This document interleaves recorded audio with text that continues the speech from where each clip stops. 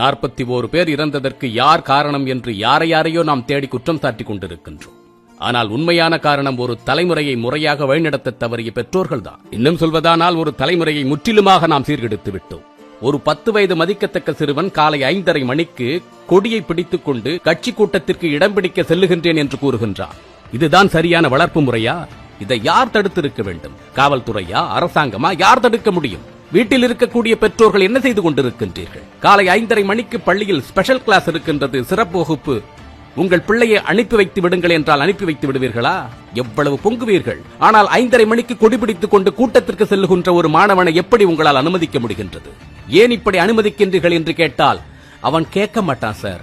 அவனை கண்ட்ரோல் பண்ண முடியாது சார். அவன் சின்ன வயசுல இருந்து எதை நினைக்கிறானோ அதை தான் சார் செய்வான். எங்களால ஒண்ணுமே பண்ண முடியாது சார் என்று கேவலமான பதில்கள் எல்லாம் வரும். நன்றாக ஒன்றை மனதில் வைத்துக் கொள்ளுங்கள். ஒடித்து வளர்க்காத முருங்கையும் அடித்து வளர்க்காத பிள்ளையும் உருதேராது என்று கிராமத்தில் கூறுவார்கள்.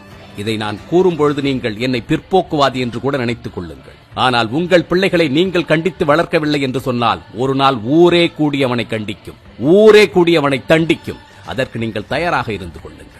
உங்கள் பிள்ளைகள் 3 வயதில் ஒரு தேவையற்ற பொருளை கேட்டு அடம் பிடித்து உருண்டு பெறலும் பொழுதே அவர்களை நீங்கள் கட்டுப்படுத்த முடியவில்லை என்று சொன்னால், கட்டுப்படுத்த தவறிவிட்டீர்கள் என்று சொன்னால், அவன் வளர்ந்த பிறகு 5 லட்சம் மதிப்புள்ள வண்டிகளை வாங்கிக் கொடு என்று கேட்கும் பொழுது உங்களால் அதிலிருந்து தப்ப முடியாது.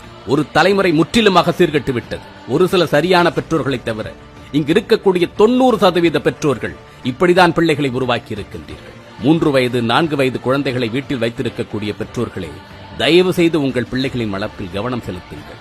எல்லாவற்றையும் அவனுக்கு கொடுத்து விட வேண்டும், தோல்வியே தெரியாமல் அவன் வளர்ந்து விட வேண்டும் என்று முட்டாள்தனமாக நினைத்துக் கொள்ளாதீர்கள்.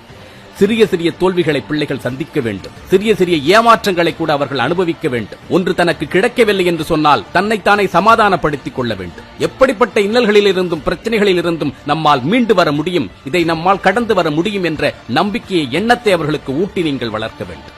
இதை நாம் செய்ய தவறியதால் தான் நீட் தேர்வில் தோற்றுவிட்டாலும், தோற்றுவிடுவோம் என்ற பயம் வந்துவிட்டாலும் பிள்ளைகள் தங்களை தாங்களே மாய்த்துக் கொள்ளுகின்றார்கள்.